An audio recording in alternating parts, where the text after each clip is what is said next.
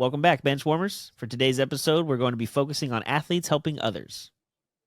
Instead of discussing the difference an athlete makes in a game, today we wanted to focus on some of the things they do outside the arena or off the field that make a difference in other people's lives.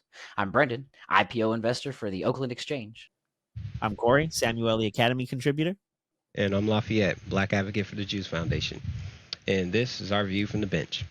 Before we get started, if you're not already, don't forget to subscribe to the channel, hit that notification button so you never miss any one of the new episodes. Also, if you could please do us the favor, if you like what you see here, please don't forget to smash that like button. Smash it for us. Come on. It's free. Free for you. It's free for us. It helps out the channel a lot more than you probably think. Welcome back, Lafi. This is your first time on in the digital realm that we've had here. Thank you for joining us again. As you can see, everybody, we've got Lafi joining us for, I think this was the third time you've been here, sir? Third time.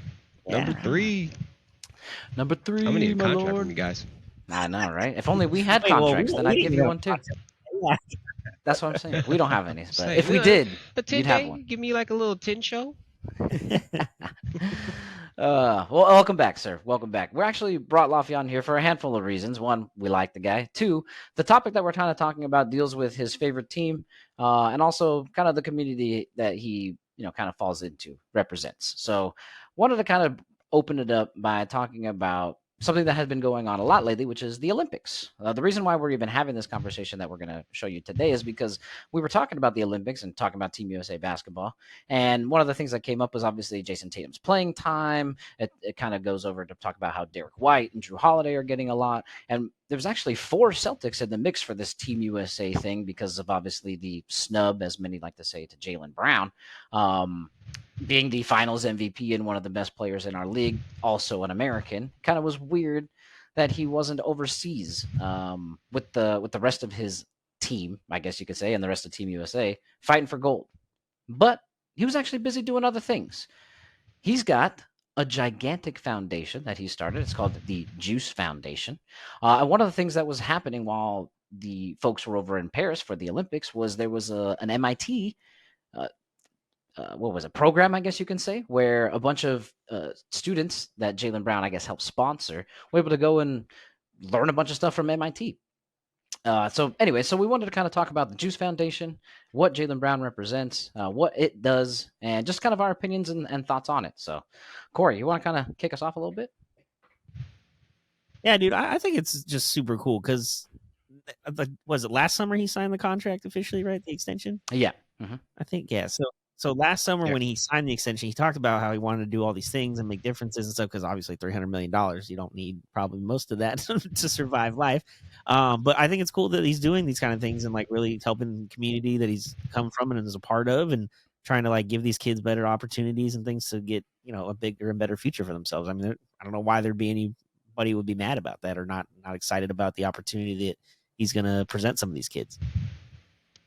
Yeah, I couldn't agree more. In fact, we actually have a clip. We'll link it down in the description. We're not going to show it here. It's kind of a long clip, and it's been played everywhere. But we'll link it down below. That way you can go watch it, of that press conference that you're talking about where, he's asked a question, basically, what are you going to do with all this money that you just got? And he goes on to talk about how he wants to build up the Black community. And it's something that, a lot of people, it's a big thing, in America to try to help the underprivileged.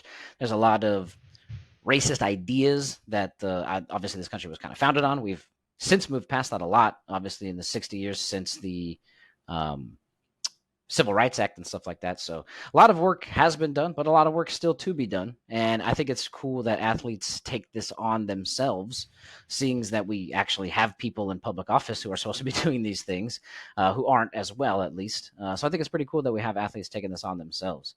Is there anything in particular, Lafi, that stands out to you about this foundation? Anything that you like? For the most part, it's just someone doing something different. Most of the time, the Black community is looked upon as the steeple of like media, entertainment, or sports related. So to help underprivileged youth, just to focus on STEM related programs, science, technology, engineering, is a great start to me, to be honest, because we're just vastly underrepresented in this area. There isn't too many there isn't too many black individuals in these areas, engineering or sciences.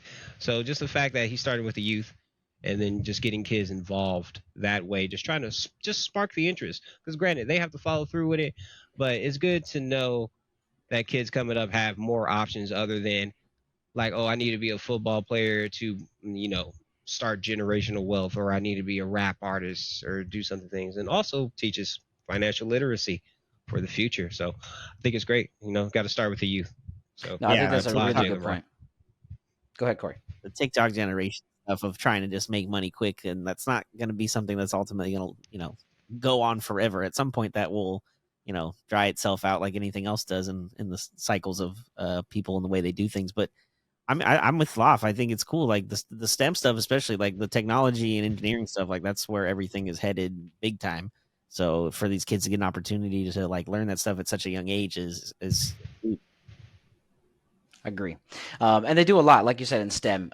Just to kind of give you an overall background, here's the Juice Foundation's mission statement. You can find it on their website. Juice is also spelled with a 7, kind of like because that's obviously what Jaylen Brown's number is. If you turn it around, it obviously can form a J. So I thought that was kind of cool. But it says, founded by Jaylen Brown, the Juice yes. Foundation partners with institutions, organizations, and social change leaders to bridge the opportunity gap for youth in traditionally underserved Black and Brown communities. And I think that's a very key point of what sets this organization apart from a lot of other ones. And that's not to say that the other ones are bad, but this one is not trying to reinvent the wheel. Jaylen Brown understands there's already resources out there for people. It's about getting them into the hands of these kids or getting kids access to that. And that's really what it does. It takes what already exists and brings it into underserved and traditionally, Black and brown schools where not a lot of funding goes, and it brings those opportunities in as opposed to trying to recreate this whole brand new thing, which I think is really, really smart. Yeah, I could not agree more. Like I said, it's just building something, especially for the future for these younger generations that, and like you said, communities that normally have the opportunity but never have the full access to them. In a sense, this is their way of getting that opportunity, like for real, not just like, oh, it'd be cool to do it one day. Like they're actually getting an opportunity and somebody's presenting it to them in a much easier way to access. Yeah, very true. Very true. The foundation kind of goes on to say on their website about the bridge programs, and actually, it's not something that's like a one size fits all. Apparently, I read into it. It's like a custom built to fit the needs of each of the communities that they're involved in. It says, "quote The goal is to connect those who have been historically denied access to critical resources. Our commitment to equal education opportunities bridges gaps for youth of color to access opportunities in 4 key areas." And I think Lafi touched on some of them here: entrepreneurship and financial literacy. So learning what to do with the money that you're going to go earn. Health and wellness, right? How to take care of yourself and do well. Leadership and activism. And sustainability and technology. I know Lafi touched on a couple of those with STEM and financial literacy there. So I think it's cool because they're hitting multiple points. Like Lafi said, it's not just, oh, the only way I could do something is in athletics or in rap, or maybe if I'm an actor. There's plenty of things that are open, and now the gap's hopefully going to be filled. There's 100%. some, yeah, there's some more information here. Amanda Kufo, I'm sorry if I'm pronouncing that incorrectly, is the executive director of the Juice Foundation, and she talks about how the long-term strategy for all of this is really to determine. Right now, they're like week-long things. You kind of go to like a camp and stuff like that. But what they're trying to do is turn it into like a year-long thing. She's quoted saying, "We're hoping to expand it to a year-long program and an after-school program. This will allow us to form partnerships with organizations that kids may not have access to and build a curriculum that isn't in competition with Boston Public Schools," because obviously that's where he started and that's where he is, but is in addition to it. So, Lafi, I want to ask you, because schools are the integral part and there's plenty of things that kind of go in it, how well do you think this is by bridging the gap and combining and coming alongside the schools, as opposed to maybe creating an environment where kids are going to want to go to a charter school and these public schools that are already underfunded are going to start losing headcount? You like that idea of kind of working with the schools to kind of better what's already available?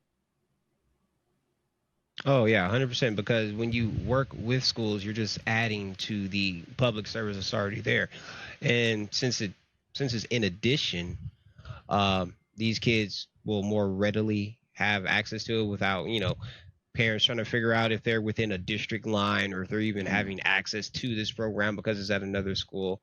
Um, And then most parents in today's day and age just probably just don't even have the financial means or time to even be hunting for these things. So it's way better. It's more of a Jaylen Brown's coming to you with his Juice Foundation and the Bridge program versus you trying to find it and promoting the lifestyle for your kid that you want your kid to have.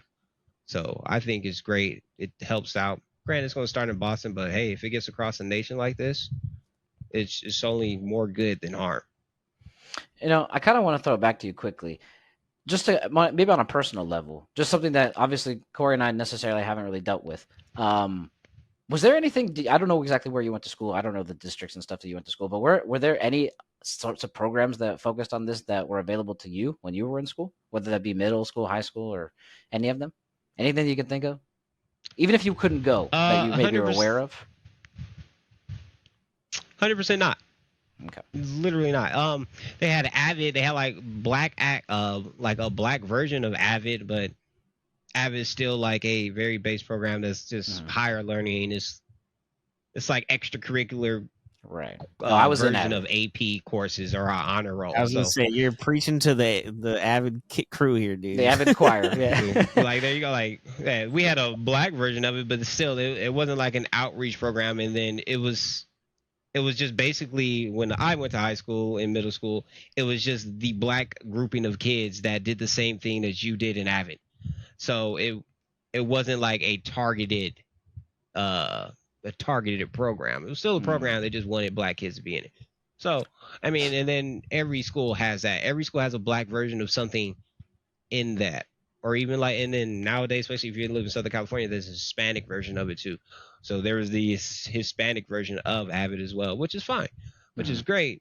But it's good to have something outside of the program or outside of these schools to add in for these kids. So that's what he's starting out as, and hopefully he gets to integrate in. But I mean, that's great because it gives them something other to do. You kill all the stigmas that plague the black youth right now, which is just athletics and Can music. you give me a couple? Okay. So just that's the only way to make it, right? Athletics or music, because that's pretty much like you said, that's the stigma. When obviously that's not true, and you can even speak firsthand to it. I'd like you to. Not that you're not athletic, you can play sports, but what are you going to school for that you're trying to play sports. do? Currently, I'm doing computer science basically as my major. So hopefully I get to finish that, maybe get my bachelor's in computer science, and I want to do IT work. I mean, that's my passion. I build computers. Build the computer that's Brendan's working on right now. Yeah, so I would love to take that to a, what do you call it? An enterprise level. I'd love to be like a server room, or I don't know, like a data center. That'd be totally cool. Yeah, because But either way, I like to tinker. Either way, you're not trying to drop beats or bombs. You know what I mean? Not bombs like blow. I mean like baseball hitting or like that. Either way, that's what you're trying to do something different, basically, right? So that's cool, and that's because everybody's capable, right? It's just about finding the right opportunities. So I know Corey, Laffy, and I have been talking for a minute. So go ahead, Laff. I'm sorry. Oh no, it's all good. Yeah, because everyone likes to look at us as like black people have the stigma of being the athletic ones or the talented ones, the ones with rhythm. I mean, like, we're more than that. There's plenty of black people that can't dance. There are plenty of black people that suck at sports. It's like we don't have to be put into this corner. Black people are not a monolith. I was about to say, are you not a monolith?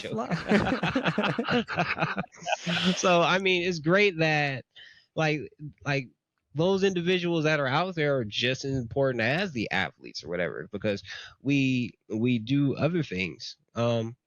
Like why not? Like, why can't we do that? Why can't we praise those people just as much as we do our athletes or our musicians or artists? And I think that we should. I think that's very important.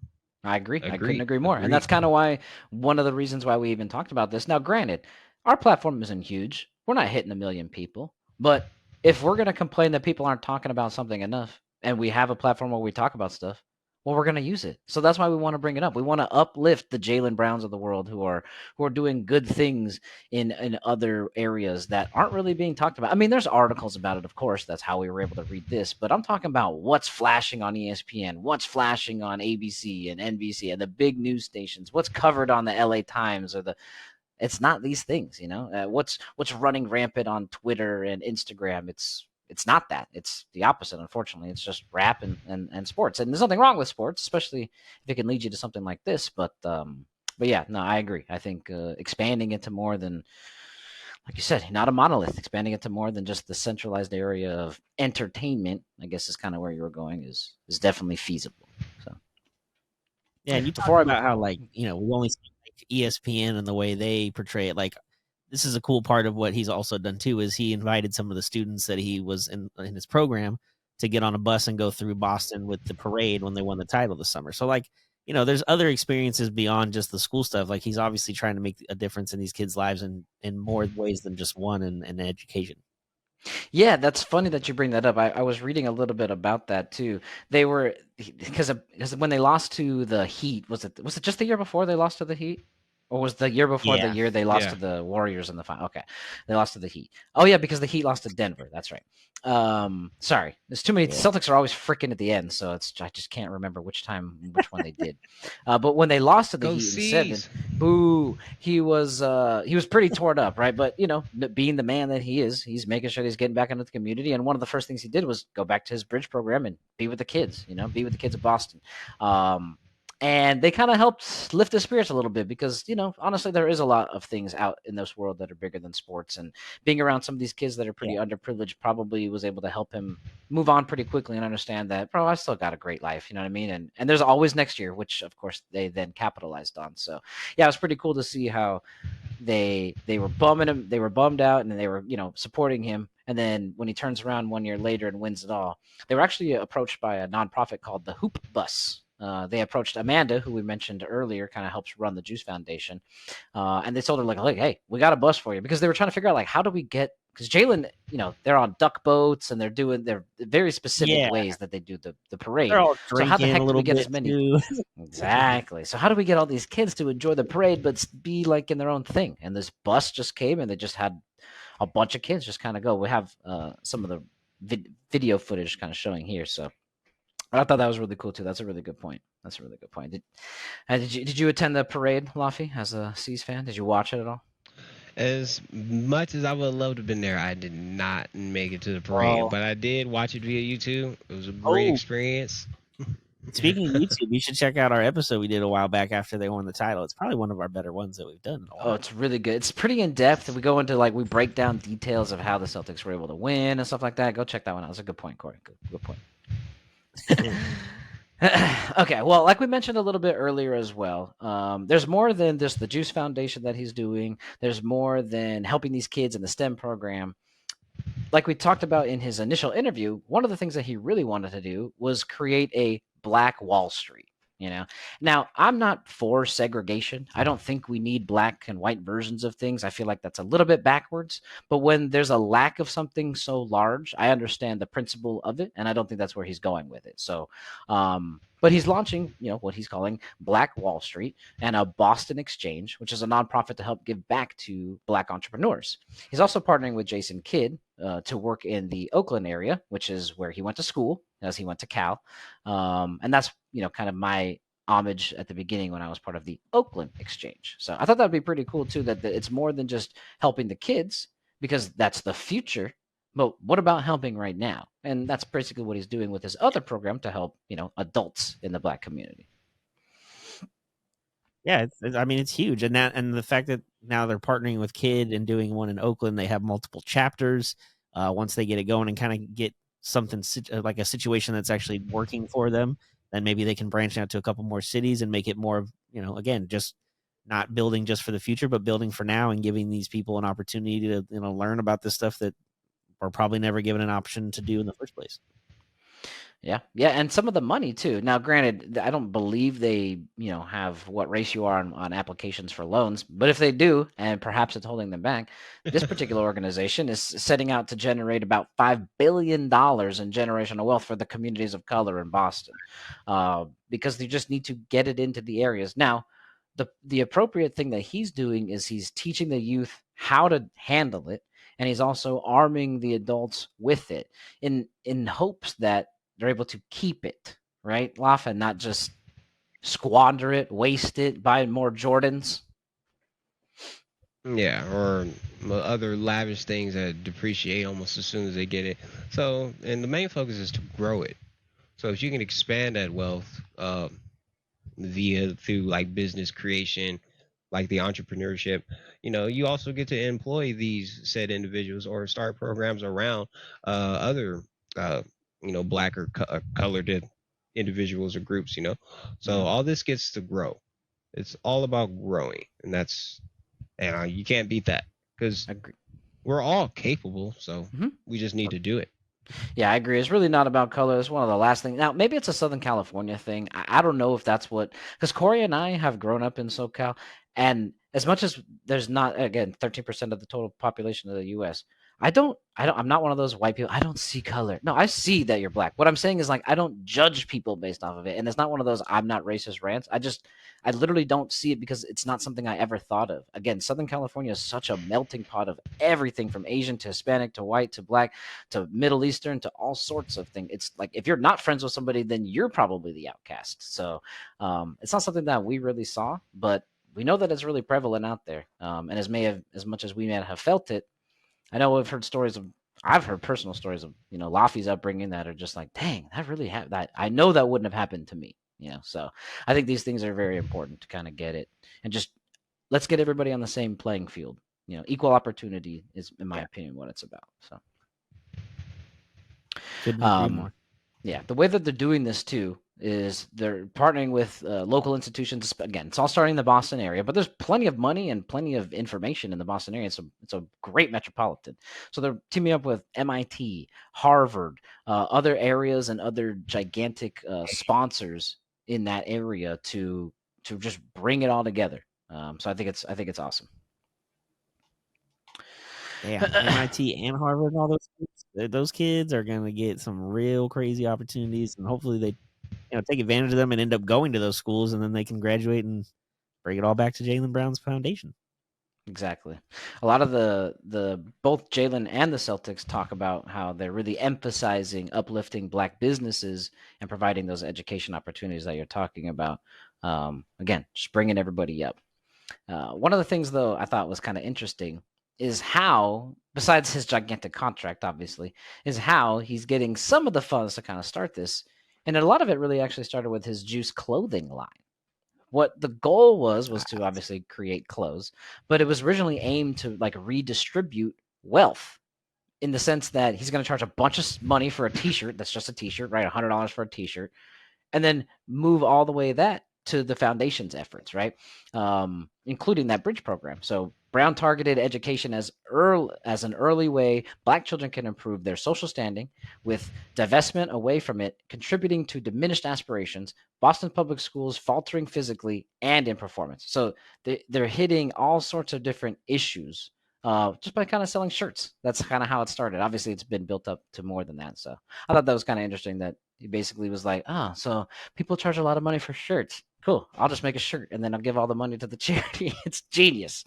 Yeah, no, I mean it's really smart. I mean we know that's what ends up happening, but there are also athletes or performers who just make all those money and charge. I mean, I've worked on millions of concerts at this point, Yes. where you charge $130 for a jacket that like low-key you could probably get for $40 somewhere, but they all goes back in their pockets. But the fact that he's taking advantage of those profits and turning them back around and putting them back into the community and the youth and the future of the country, like I think it's a win-win all around. Yep. Definitely win. Well, he's not the only one. We want to kind of wrap up the show. We know we talked a lot about Jaylen Brown, and we want to give him props because not only is he a great basketball player, as he proved in the finals, he's a great person. As he proved in his humility of not being included. He didn't make a huge deal. He mentioned it, of course, on Twitter, but he didn't make a huge deal out of not being part of Team USA, and he's just kind of taking the high road with that, and then all of the work that he's doing in foundation. So wanted to give props to Jaylen Brown. But he's not the only one. There's a couple of other athletes that are out there, and we'll note on some. I'm sure there's plenty that we're missing. We didn't scrub the internet of everybody's doing everything. But one of the most famous ones, I'll take the first one, and maybe we can kind of just go down the list here, is John Cena. Yep. Granted, not of the community, but he is one of the athletes, as you can say, maybe more of an actor now, but he looks like an athlete, and in WWE, he's kind of like a combination of athletics and acting. He's helped grant over Yep, true. 650 wishes for the Make-A-Wish Foundation, which actually turns out to be a Guinness record. Apparently, a lot of people don't want to see, but want to see John Cena. It's a good one, sir. No, dude. And not only that, I think I read when I was looking into this because I knew that he had set the record of most done by most Make a Wish Foundation like wishes, but I didn't realize it was to the extent of like he's done over 650. The next closest person hasn't even done 200. So like he's way above and beyond, and has like been a real big advocate with that organization ever since he got started. And even now that he's not wrestling as much, like you said, he's acting and doing other things. He's still involved with the Make a Wish Foundation, which is awesome to see. That's cool. That is cool. Who's next? All right. I'm going to go second. So obviously we know Michael Jordan and the Jordan brand, you know, he's owned an NBA team and sold it. So he's got who knows how much money at this point. His Jordan brand has pledged to donate over $100 million between 2020 and 2030 to various causes, mostly in the Carolinas, which is where he's from, and obviously had the team that he owned as well. So just continuing to donate into the communities that need it. And I would assume some of that is probably hurricane aid and stuff since they're in the Carolinas and have some of those things happen. But again, just over $100 million in a 10-year span, which is over $10 million a year. That's just awesome. And I'm sure as he makes more and more, it'll probably get bigger and bigger as far as the donations are concerned. Yeah, and that's on top of, I'm sure, all the philanthropy that maybe not Michael Jordan does, but maybe the Jordan brand does. I doubt this is the only thing he's ever donated. And I do believe since it started in 2020, I do think this was a little bit also for, the community, I guess you could say, because 2020 is when like the BLM riots and everything was kind of going off. That was when they were doing the kneeling for the national anthem and stuff like that. So I think it was, he's trying to reinvest in the community that he grew up in as well. So I like that one. That's a good one. Yeah. All right. I'll take this one because I'm not a biggest fan. Laffy, you can round us out.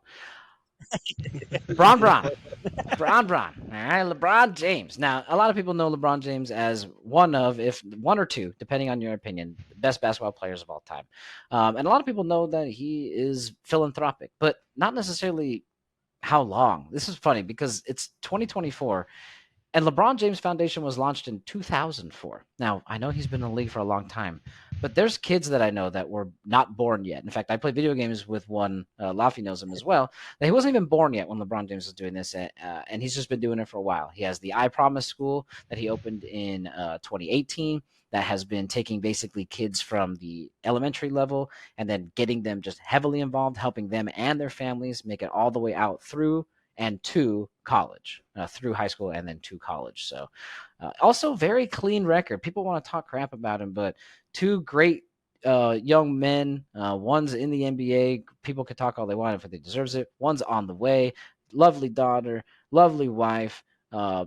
Never in the news for any negative stuff. No, drugs here or cheating there or domestic violence here. So another great example of a Black American that is just, I don't know, doing it right, I guess, for lack of a better term. And for a long time. Shit. Yeah. Laf, you want to wrap us up here on this one? Yeah, and then the next one we got is Serena Williams. Serena Williams has a foundation that helps finance the secondary school of Matuni in Kenya, as well as schools in Jamaica. So I think that's great. She's expanding there. She's taking all the Grand Slam wins and major wins and grand prizes she's won via the tennis court and funding these underprivileged or impoverished areas of schooling around the world. So that's kudos for her, considering she's probably like the best female tennis player of this era or of her era of all time, in my opinion, in recent years. Yeah, I mean, arguably, but I agree. I'm not disputing that. Like, she is, and then she kind of knows what it is too as well because of her upbringing. She's from the area of Compton, so it ain't the easiest to grow up there, but she had a good stable upbringing through her own father. If you wanted to learn more on that, you can watch King Richard from not a promo, Smith, but very good. It's a good movie. But, spoiler, it's already been out. But yeah, just in case you want a little bit more background on her and her sister. I mean, so she knows what it's like to be missing out on some opportunities and what it is to focus and try to create excellence for herself and others. Yeah. You know what I just thought of? Since you mentioned that Serena is from Compton, Serena Williams should light the torch for the LA Olympics in 28. Oh, that would be sick. That was That so true. to be the ultimate light of the torch in LA. Like literally the only What other about person Uncle I could Snoop? think of. Nah, he's not athletics.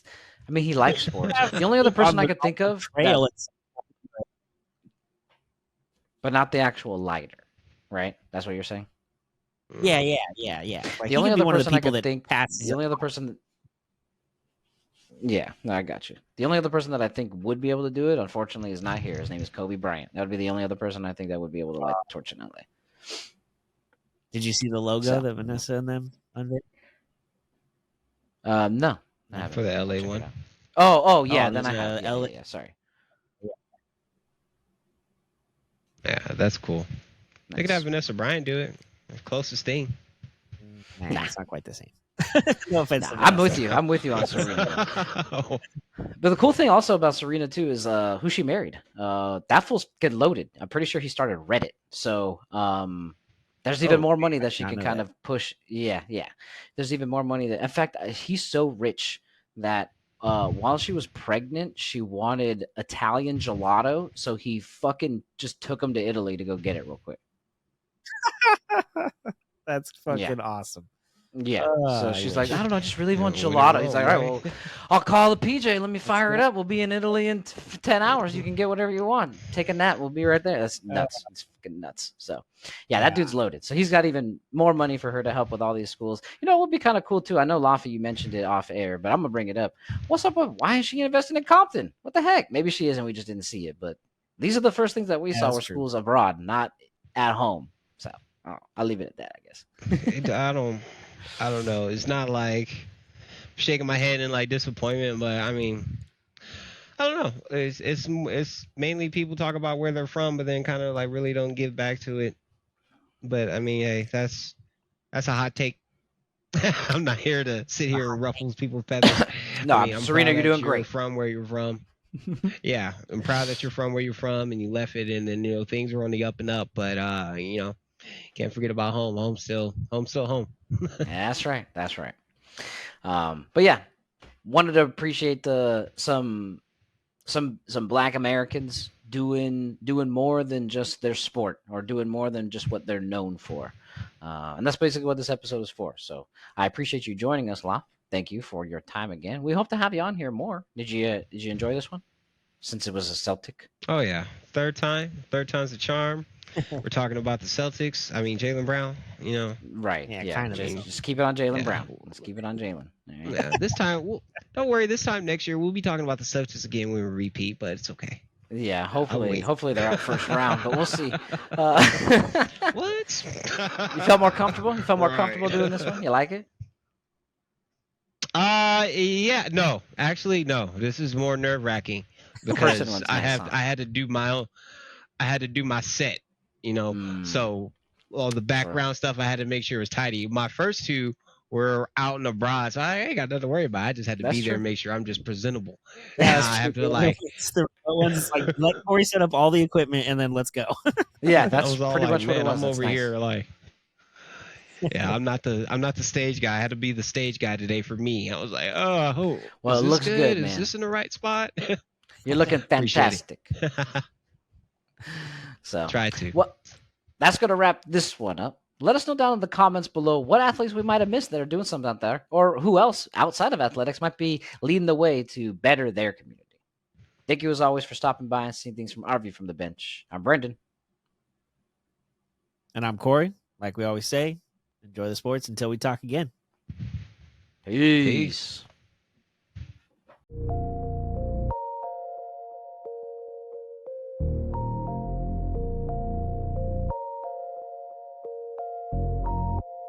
This was a Sycamore 4th Studios production.